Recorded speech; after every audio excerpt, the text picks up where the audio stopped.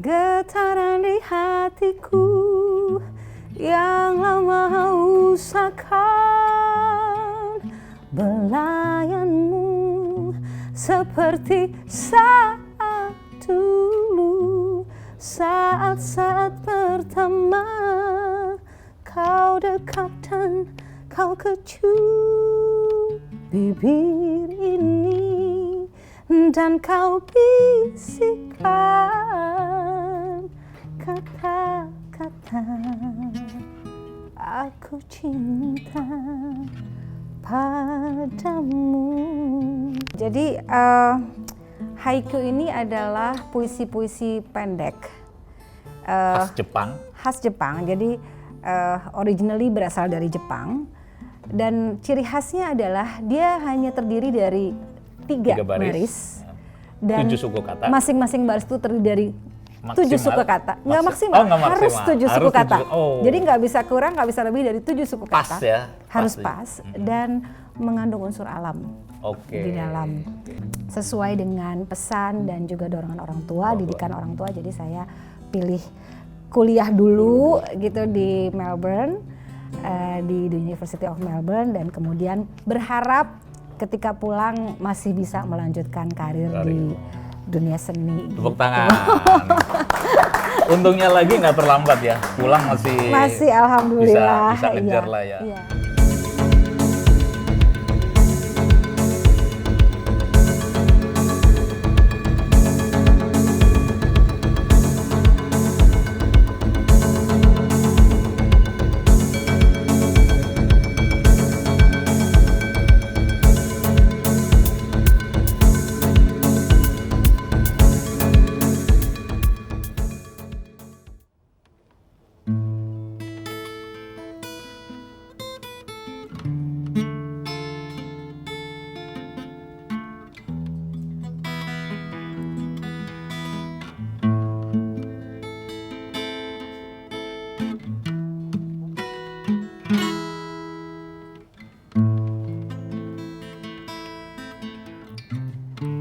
Kadang ku senang kala gelombang datang, ada tantangan. Ternyata hujan bukan air yang turun, basahi hati.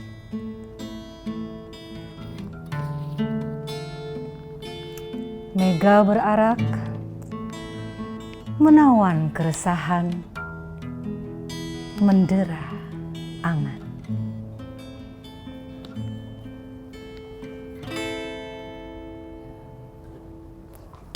Oke ya, thank you.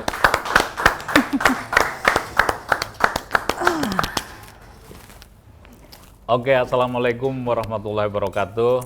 Waalaikumsalam. Waalaikumsalam warahmatullahi Selamat wabarakatuh. ketemu lagi dengan channel Cafe Puisi. Kita gembira, kita senang sekali karena hari ini kita kedatangan tamu yang sangat spesial. Tepuk tangan yang meriah untuk Frida Luciana. Terima kasih. Beliau ini seorang seniman, ya saya sebut seniman, yang sangat multitalented. Bener ya, sangat multitalenta. Karena apa? Dia sebagai anak sekolahan juga, bisa mengejar beasiswa dengan cara yang mulus gitu kan. Sebagai ASN ya, ASN juga bisa menapaki karirnya dengan mulus juga dan tetap menjadi penyanyi ya kan, dengan tetap mempertahankan ciri khasnya. Tepuk tangan sekali lagi biar semangat nih. Makasih banyak. Jadi hari ini kita pengen ngobrol ya. Sebenarnya banyak lagu-lagu Frida Luciana yang sangat fenomenal yang dan orang masih bertanya-tanya hingga kini. Ketika Frida sedang lagi dibicarakan oleh senusantara, tiba-tiba ngilang, tiba-tiba kabur sekolah ke Australia gitu kan.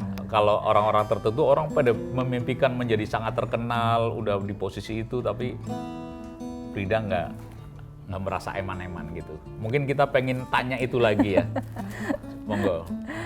Aduh, sebelumnya terima kasih banyak loh ini Mas Teguh, udah lama kita nggak jumpa dan saya diundang dalam podcast yang Cafe Puisi. Luar biasa Cafe ini, Puisi, ya. Cafe Puisi sangat menarik. Saya juga tadi berkesempatan untuk membawakan 3 haiku dari buku antologi haiku yang saya mungkin perlu dibahas sedikit haiku itu apa? Mungkin biar pembaca pendengar Cafe Puisi paham. Iya, jadi haiku ini adalah puisi-puisi pendek khas Jepang. Jadi originally berasal dari Jepang dan ciri khasnya adalah dia hanya terdiri dari 3 baris dan 7 suku kata. Masing-masing baris itu terdiri dari 7 suku kata. Nggak maksimal, harus 7 suku harus kata. 7, Jadi nggak bisa kurang, nggak bisa lebih dari 7 suku kata. Pas ya? Harus pas dan mengandung unsur alam di dalam haikunya. Jadi ini diterbitkan bareng dengan siapa? Ini ini karya Frida ya? Ada berapa? Ini kolaborasi bersama saya dengan Mas Ibnu Wahyudi. Mas Ibnu Wahyudi adalah seorang dosen senior di Fakultas Sastra atau sekarang berganti nama menjadi Fakultas Ilmu Budaya di UI, Universitas Indonesia. Dan Mas Iben ini salah satu alumni Melbourne. Panggilannya ya? Iya, panggilannya Mas Iben. Nama aslinya sih Ibnu Wahyudi. Jadi Mas Iben ngajak saya untuk collab bikin antologi haiku atau kumpulan haiku. Jadi 50-50 nih. Ini terdiri dari 100 haiku, 50 Mas Iben, 500 saya 50 gitu. Ya? Iya. Jadi saya sangat terhormat sekali gitu seorang Mas Iben mengundang saya untuk bersama-sama membuat antologi haiku ini. Nah, Iben sendiri juga sampai sekarang masih jadi dosen tamu juga di Korea maupun di Singapura. Jadi sering juga jadi narasumber di TV-TV. Jadi buat saya diajak sama Mas Iben, waduh satu kebanggaan tersendiri ya. Jadi kesulitannya di mana itu? Ya kesulitannya itu tadi karena ada rumusnya ya. Karena kan saya kan sebenarnya nggak jago-jago amat bikin puisi ya, cuman seneng aja gitu. Terus jadi waktu dikasih challenge untuk bikin haiku tuh buat saya susahnya karena saya harus terpaku dengan si rumus 3 baris 7 suku kata dan sementara nggak boleh kehilangan estetika itu. Ya betul sekali ya. Sementara saya kan penganut aliran gaya bebas gitu ya. Bikin puisi maunya bebas aja pokoknya semengalirnya aja dan sesuai 7 suku dengan kata ya. Itu kalau dihitung bener ya, boleh dipraktekin ya. Boleh dicek. Misalnya saya secara acak kala gerhana. Gimana? Gimana? Kala gerhana melintasi benua kutitip asa. Jadi yang di tengah itu yang harus 7. Jadi atas sama bawahnya tuh 5. Jadi atas 5, bawah 5. 7 5. 5 7 5. Coba dicek lagi deh. Kusapa bintang 5. Berkilau dalam hening 7. Menikam dingin. Gitu. Ini bagi yang suka nonton judi online jangan ini nanti dipasangin. Oke lagi Mas. Kasus itu berat ini. Ngomong sama Are itu bingung itu. Kita omongnya langsung tafsirannya beda lagi. Itu juga gitu.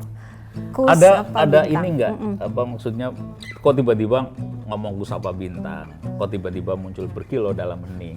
Kenapa?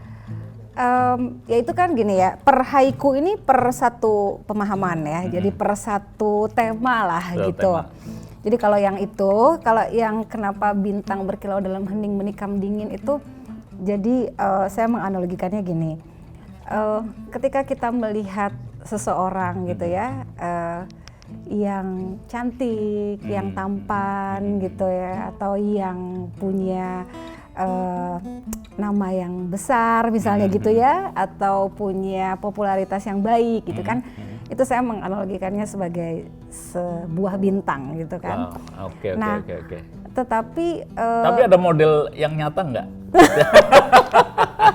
Wah ini yang bahaya nih, mengorek-ngoreknya Mas Ibu Teguh ini nih yang bahaya nih. Enggak Mas, ini bisa tentang diri saya sendiri, bisa tentang teman, bisa tentang orang-orang di sekitar, bisa tentang tetangga juga gitu ya. Jadi kalau kenapa bintang berkilau dalam hening ini, jadi ketika kita memandang seseorang yang mungkin termasyhur, tetapi di dalam kemasyhurannya dia sebetulnya ada rasa sepi gitu kan, dan kesepian itu bisa terasa dingin sampai merasa tertikam gitu loh. Tapi ini apa namanya ya, saya coba tafsir juga, ini nggak menyalahi kodrat dalam kondisi alam yang sebenarnya. Kusapa bintang, bintang itu pasti muncul ketika malam hari dan akan berkilau secara jelas ketika udah malam banget. Kalau udah malam itu pasti hening kan. Dan apalagi kita berada di posisi di gunung tuh. Kalau posisi gunung itu lebih jelas kan, lebih jelas, gunung, lebih berkilau, lebih hening, dan dingin. Kita akan terasa dingin. Sampai menusuk. Saya menusuk. Jadi ini bisa menggambarkan bahwa ini orang menyaksikan bintang ketika di ketinggian tertentu lah, berapa dpl. Jadi bisa secara harfiah bisa, maupun bisa secara itu kan tafsir yang secara lebih mendalamnya lagi kan, sama bintang. Iya gitu. Iya. Oke, jadi, kembali yang pertanyaan tadi, saya yang lagi dalam jadi bintang lah berarti kan. Jadi nyambung ya. Iya. Gitu ya kalau ngomong sama sesama penikmat seni gini ya, nyambung aja. Oke, jadi waktu itu memang saya harus memilih kan. Hidup itu kan selalu penuh dengan pilihan.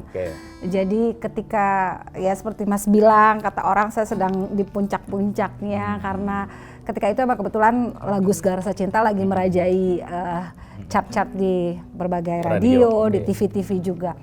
Nah, tapi di waktu yang bersamaan saya mendapatkan pengumuman bahwa saya bisa lolos untuk mendapatkan S2 beasiswa di Australia dari pemerintah di Australia. Jadi ini juga suatu kesempatan yang buat saya memang sudah lama saya idam-idamkan kan, karena kebetulan juga orang tua saya sangat selalu mendukung dan mendorong agar saya selalu menomorsatukan pendidikan. Nah, jadi saya harus memilih. Nah, itu tadi ya, kita maunya milih dua-duanya ya. Tapi kan pada saat yang bersamaan, jadi saya punya skala prioritas sesuai dengan pesan dan juga dorongan orang tua, didikan orang tua. Jadi saya pilih kuliah dulu gitu di Melbourne, di University of Melbourne, dan kemudian berharap ketika pulang masih bisa melanjutkan karir di dunia seni. Tepuk tangan. Untungnya lagi nggak terlambat ya, pulang masih alhamdulillah bisa ngejar lah ya. Iya. Walaupun memang saya harus akuin yang namanya orang bilang kesempatan itu kadang nggak datang dua kali. Jadi popularitas yang saya dapatkan sebelum saya berangkat itu memang tidak semudah itu, nggak serta-merta kemudian ketika saya pulang saya langsung bisa meraih kembali di posisi yang sama gitu. Tapi saya perlu berjuang lagi gitu loh, karena memang hanya bergeser ataupun bertambah beberapa bulan saja kan sudah bermunculan lagu baru, artis baru gitu ya. Jadi tapi bagusnya lagi kan salah satu lagu Rindu ya. Rindu itu kan juga yang dijagokan juga dan populer juga, terus ada penyanyi lain yang membawakan juga dan juga terkenal dengan versinya tersendiri. Itu orang mau nggak mau itu akan lari tuh. Ini lagu aslinya yang mana tuh? Kan saya lihat di YouTube jumlahnya sampai ratusan ribu kan. Sampai jutaan. Bahkan jutaan. Ada yang 5,4 juta. Loh ya makanya. Salah satu ya, begitu banyak yang memposting, mengupload lagu Rindu di YouTube yang kebetulan saya nggak kenal sama yang upload. Jadi ya otomatis mereka nggak minta izin juga gitu ya. Itu salah satunya ada sampai 5,4 juta viewers. Jadi kan begitu. Agnes muncul lagu yang baru, itu orang langsung otomatis nyari yang aslinya tuh. Itu udah perkembangannya aja udah cepet tuh. Cepet sekali. Betul. Masih kan nggak itu lagu itu gimana? Masih dong. Coba. Saya sekilas saja. Ini maksudnya ngetes nih. Refrennya atau refren aja. Getaran di hatiku yang lama usahakan belayanmu seperti saat dulu, saat-saat pertama kau dekat dan kau kecup bibir ini dan kau bisikkan kata-kata aku cinta padamu gitu. Waduh, ini versi aslinya guys. Versi live. Akapela. Merinding ya, merinding, waduh ngeri banget ya. Gitu. Apa namanya? tetap dengan dengan nada asing. Itu kalau boleh tahu ya, kira-kira Mas Eros kan yang bikin ya. Mas Eros Jarot. Itu mau cerita apa sih? Jadi gini, itu sebenarnya menceritakan sebuah kerinduan, seperti judul lagunya, tapi kerinduan yang dalam gitu. Jadi kan banyak juga yang respon dari ya teman-teman fans gitu kan. Aduh lagunya dalam banget ya gitu kan. Karena emang liriknya itu kan sangat dewasa ya. Iya benar. Bahkan lebih dewasa 18 dari tahun ke atas. 21 oke 21. Pada saat itu ketika umur saya belum sedewasa lirik lagunya gitu kan. Iya. Tapi disitulah tantangan yang Mas Eros berikan. Jadi saya betul-betul digembleng abis tuh sama seorang Eros Jarot itu ya. Kalau mengingat masa lalu betapa berjuangnya saya menyanyikan lagu itu. Jadi itu Mas Eros selalu bilang gini, this is not only about missing someone, but this is about longing someone. Jadi longing itu lebih dalam lebih berat, lebih kerinduan yang gelap gitu. yang pengen dapat lagi suasana seperti itu, tapi gimana caranya? Iya, jadi itu kayak orang udah cinta mati gitu ya sama seseorang dan merindukan si orang yang dia cintai setengah mati ini, tapi si orang ini entah di mana gitu. Tapi orang ini sudah memberikan kesan yang mendalam dan kenangan yang mendalam juga ini, gitu kan. Gue banget. Udah nggak usah ikut ngomong. Tanteng-tanteng aja. Ini gue nih, aduh. Lagi nyanyi lagi. Langsung ada yang nyamut loh, yang merasakan gitu kan. Yang ya jujur aja lagu ini saya sering sama teman-teman diskusi nih. Wah ini lagu dahsyat ya. Benar pesannya 21 tahun. Ada teman yang hanya menikmati secara sekilas saja, nggak mencoba dibedah kata per katanya. Begitu dibedah kata per kata, oh anjir ini gini. Langsung kagum terhadap penyanyinya, terhadap penciptanya, musiknya. Itu memang dahsyat tuh lagu ini tuh. Dahsyat banget. Apalagi kalau mungkin lagi jatuh cinta itu lebih dalam lagi gitu kan. Lebih dalam lagi. Rata-rata menyukai lagu ini memang sebegitu dalamnya juga ngefans sama lagu ini ya. Sampai tidak mau lihat versi yang gitu-gitulah. Saking fanatiknya gitu ya. Karena memang Mas Eros bikinnya luar biasa sih kalau saya bilang emang itu orang. Aduh. Ngeri. Dan dia selalu minta saya untuk menerjemahkan lagu ke dalam ekspresi yang harus saya berikan itu dalam tiap kata demi kata gitu. Demi kata ya. Iya. Dan Mas Eros kan kalau salah ulangnya dari awal. Oh enggak per itu lagi. Zaman saya kan masih zaman analog Mas. Oh iya harus sempurna dari awal sampai akhir ya. Dan kuping suara Eros Jarot itu kan sangat sensitif. Jadi nggak bisa dia kalau dengar tambal-tambal itu dia langsung nggak ulang dari awal. Gennya beda katanya gitu. Iya. Oke, sekarang janji kan katanya mau ngobrolin soal single terbaru. Sama Rian Kyoto. Yes. Ya. I'm so excited karena bisa dibilang kan ini kayak mungkin bisa dibilang comeback Frida ya setelah sekian puluh tahun. Buset 20 tahun gitu ya. 10 enggak lah. Enggak, maksudnya gini. Enggak, kalau aku sebenarnya terus bernyanyi sih nggak pernah putus ya. Cuman kan off air. Sebetulnya on air juga beberapa kali dan Mas Eros juga sempat beberapa kali juga kan bikin lagu baru aku yang nyanyiin gitu ya. Tapi mungkin eranya dan suasananya beda ya. Terus itu kan bisa dibilang kayak aku menyanyikan lagunya Eros Jarot gitu misalnya. Terus aku juga pernah menyanyikan lagunya waktu itu di albumnya Mas Elvin G. Mas Sasha gitu ya. Bersama artis legendaris yang lain dan idola-idola saya juga. Tapi ini kan yang bener-bener kita ngeluarin memang karyanya Frida gitu loh maksudnya gitu. Jadi betul-betul representing ini Frida gitu loh. Jadi itu yang mungkin bisa dibilang ya kalau dihitung-hitung ya inilah ya. Ada setelah berapa sekian lagu lama. rencana? Satu dulu. Kita rilis single. Nah ini dia.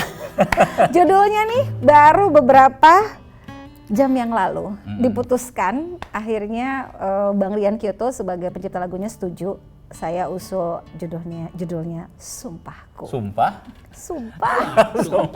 Sumpahku ya. Gitu. Cerita tentang apa itu lagu? Lagu cinta sih. Lagu cinta juga, tapi ini juga cinta yang mendalam juga ya. Jadi yang menyanyikan lagu ini dalam hal ini saya gitu ya siapapun lah yang nanti akan menyanyikan lagu ini tuh dia bersumpah bahwa cinta yang dia miliki adalah cinta pertama dan cinta terakhir. Waduh, gitu. Berat kan? Berat. Dan dia bersumpah loh. Iya. Sumpah nggak main-main, bukan janji. Kalau janji masih oke, janji gitu. Bisa diingkari. Tapi kalau sumpah tuh tinggian mana sih antara janji sama sumpah? Tinggian sumpah dong. Oh, tinggian sumpah ya. Iya, sumpah tuh kan udah kayak janji bisa berkhianat. Iya. Sumpah kan bisa sumpah palsu juga. Iya, tapi kalau sumpah tuh kan lebih sakral. Lebih sakral ya, oke. Iya kan. Oke. Jadi makanya tadi kalau nanya level ketinggiannya ya tinggian sumpah lah ya. Tinggian sumpah ya, oke. Gitu. Iya. Nah jadi itu yang harus dipertanggungjawabkan gitu ya lewat si sumpah ini gitu. Nah jadi sebetulnya harusnya ini kasmaran sih ya, karena ada kalimat di dalam lirik lagu ini tuh hadirmu membuatku ingin hidup 1000 tahun lagi gitu kan. Nah jadi itu kan sangat berbunga-bunga ya pastinya ya. Nah tapi di sisi lain sebetulnya ini dark. It's cinta yang gelap sebetulnya. Gelap dalam artian bukan cinta terlarang, bukan, tapi maksudnya lebih kepada hampir mirip kayak rindu sih, kan rindu kan merindukan seseorang yang nggak tahu di mana lagi orang itu yang sudah begitu meninggalkan kenangan. Bisa dijadikan gitu. Kayak rindu dua lah, rindu jilid 2 ya. Suasana batinnya. Suasana batinnya. Jilid 2. Boleh. Kurang lebih gitu. Harapannya sih bisa mewakili cinta yang mendalam. Cinta mendalam. Dan ya mudah-mudahan juga bisa relate ke banyak orang ya. Bisa. Udah selesai rekamannya?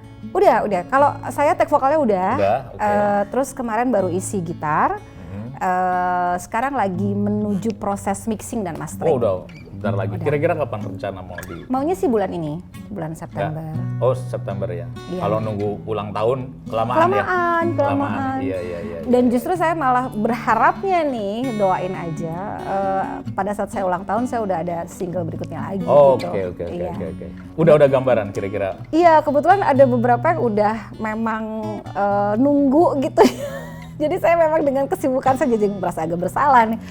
Dari tahun lalu tuh udah ada beberapa yang memang sudah kita rencanakan akan kita rilis gitu, cuman karena harus menyesuaikan dengan kesibukan dan jadwal saya, terutama jadwal di kantor, jadi tertunda gitu loh. Jadi saya kepengen paling nggak ngejar itu, paling nggak tahun ini saya bisa rilis 1 kali lagi nanti di akhir tahun sambil ulang tahun. Ini aku penasaran ya, kan cukup lama juga saya sebut Andi sama sosmed.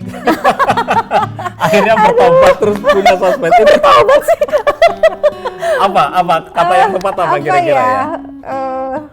Tersadarkan? Enggak juga. Apa akhirnya memahami terus, oh ya oke ini perlu nih, sehingga jujur di awal dengan keterpaksaan ya, boleh jujur kan? Iya. Nah tapi kemudian ada rasa juga bahwa lebih tercerahkan juga mungkin ya. Tercerahkan dalam artian gini,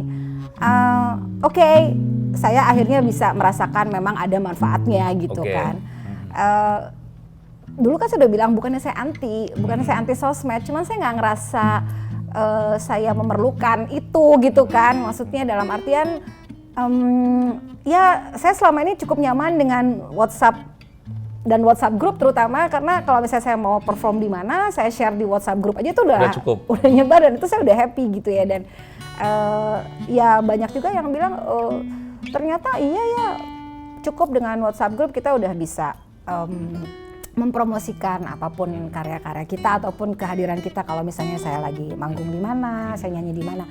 Nah, tapi memang ada hal lain yang saya rasakan manfaatnya gitu ya. Yang saya rasakan banget tuh saya bisa ketemu teman-teman lama. Yang dulunya tuh saya deket banget, terus ya karena terpisah dengan jarak dan waktu gitu ya. Karena kan saya memang nomaden nih hidupnya. Pindah-pindah gitu ya.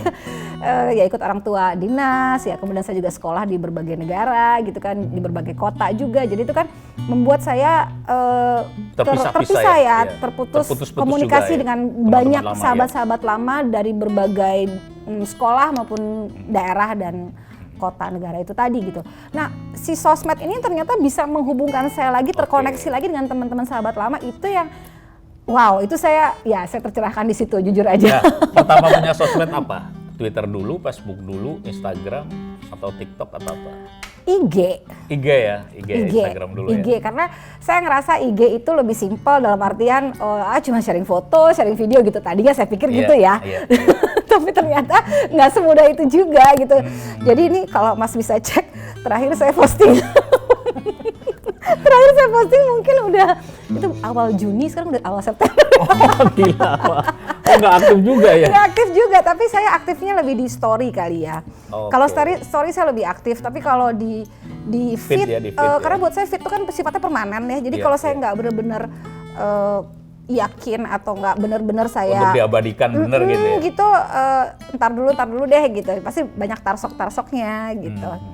Cuman ya itu tadi, promosi juga jadi lebih gampang sih ya. Artinya kalau dulu kan kita lebih ke kayak kita lebih aktif ya untuk share di WhatsApp group. Tapi kalau punya sosmed kan istilahnya kalaupun kita nggak sempat share di WhatsApp group gitu, tapi masih bisa dilihat orang kalau orang follow kita kan, atau atau orang mengunjungi IG kita atau sosmed kita, mereka bisa dapat informasi itu juga gitu. Jadi oke lah kalau dari situnya. Ada admin juga atau belum, karena ya itu tadi ya, aku masih belum terlalu penting banget deh. Masih ya jujur mengawalnya juga dengan keterpaksaan kan awalnya. karena waktu itu ada satu event di mana sponsornya tuh minta aku posting di sosmed. Aku kan nggak punya sosmed gitu. Terus akhirnya karena itu dan itu udah beberapa kali kejadian, jadi akhirnya ya udahlah mau nggak mau kayaknya emang perlu. Tapi gitu begitu ya. buka langsung banyak followernya. Alhamdulillah.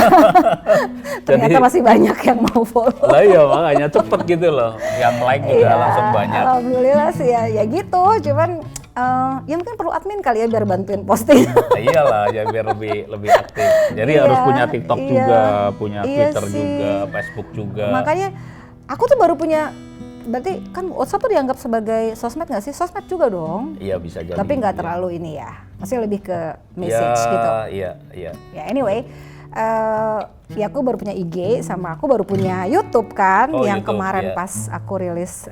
Tapi udah cepet juga loh, udah 500 lebih. Lebih ya, ya lumayan hampir. Padahal baru gitu kan. Hampir 4.000-an juga yang likes gitu, alhamdulillah lah ya. Banyak.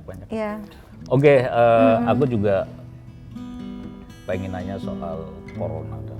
Sebenarnya orang kena corona kan paling sekali 2 kali, ini sampai 3 kali. Guys, Frida Luciana itu kena corona 3 kali dan semuanya berat. Hat-trick. Iya, semuanya berat ya? Berat sih. Yang pertama agak ringan. Tapi yang nggak ringan-ringan banget ya. Maksudnya kan kalau orang sampai ada yang OTG gitu nggak berasa apa-apa gitu kan, cuman apa sih paling flu dikit, meriang dikit gitu. Kalau aku tuh yang pertama kena itu aja, ya sempat hampir ke rumah sakit UGD karena aku sempat juga bersamaan GERD aku kambuh gitu ya. Mungkin juga batu empedu aku yang kambuh, I don't know ya, antara dua itulah. Nah tapi masih bisa bertahan di rumah.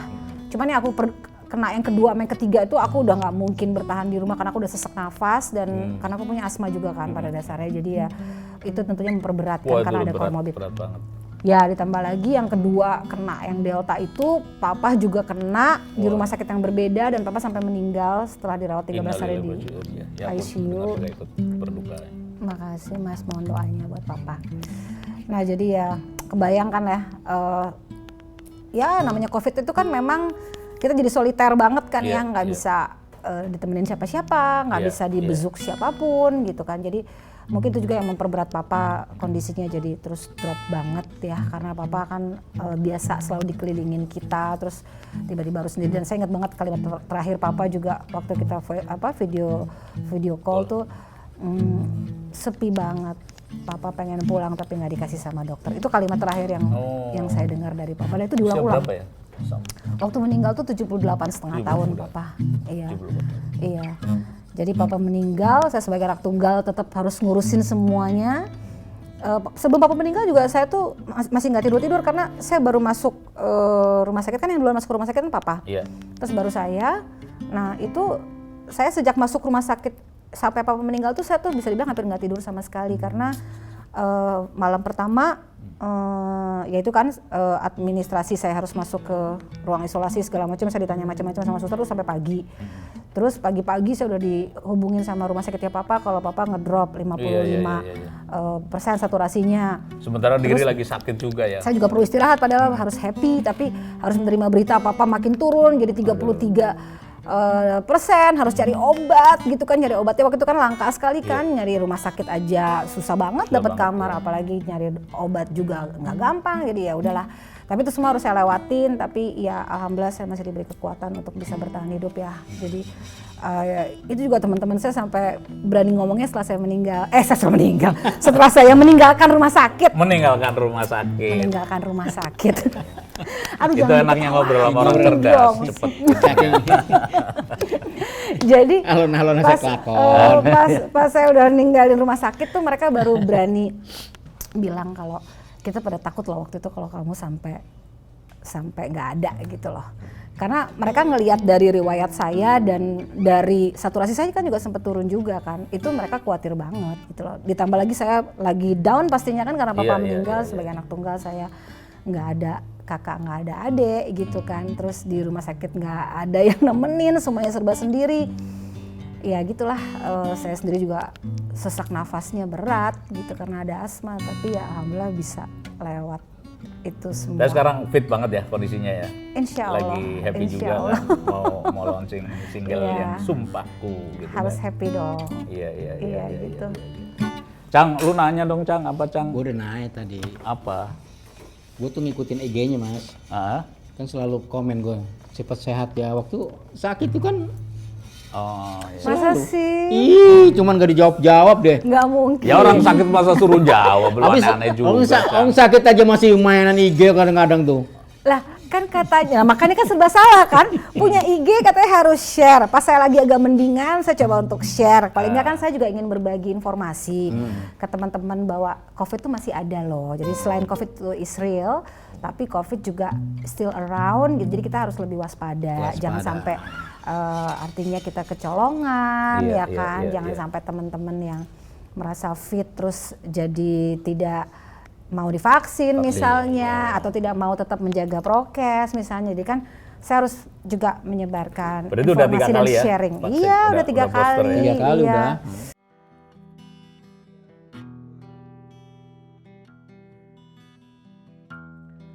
Aku mencarimu. Aku cari engkau di pusat galaksi. Hanya lautan gemintang yang kutangkap cahayanya. Tak ada engkau di sana. Aku cari engkau di hamparan korona matahari, pada percikan api yang menjalar hingga jutaan kilometer. Tapi tak kutemui engkau. Aku cari engkau pada kawanan lebah yang rindu pada madu. Tak jua ada kamu di situ. Aku cari engkau pada petang saat di pematang jingga, pada lipatan mega-mega kelabu. Tak juga kutemui kamu. Aku terus mencari dan mencari. Kali ini pada harum bunga mawar yang terselip pada bibir seorang gadis saat dia jatuh cinta. Tapi juga tak kutemui engkau. Aku cari engkau pada lautan lepas, pada ombak dan nelayan, pada anak-anak ikan yang bertebaran, pada riak dan pantai. Tak juga ada kamu. Kamu di mana? Aku tak akan berhenti mencari. Aku akan terus mencari dengan caraku sendiri. Aku ikutin getaran hati. Kemana aku harus melangkah? Mungkin ke ujung sepi atau di tengah keramaian.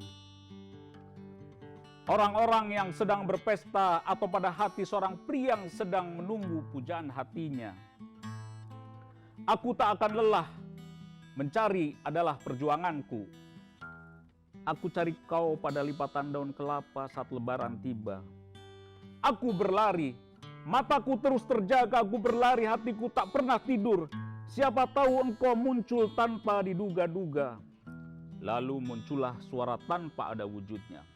Wahai pencari, Carilah aku dengan ilmu, bukan dengan emosi dan nafsumu. Kamu pasti menemui aku. Cobalah kamu bercermin. Di situ kamu akan menemui aku, sederhana dalam senyum. Aku sangat dekat dengan kamu, sebab kamulah bayang-bayangku. Jakarta, 20 Juli 2022. Terima kasih.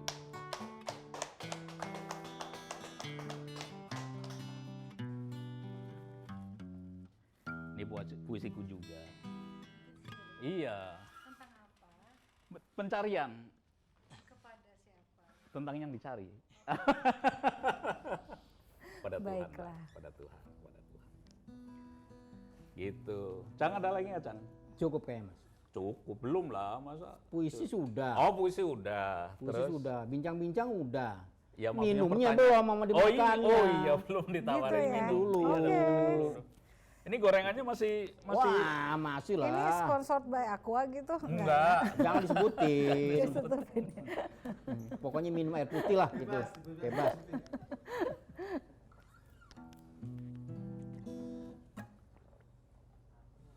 Ini gorengannya ada masa kedaluarsanya enggak ini? Oh, nggak ada.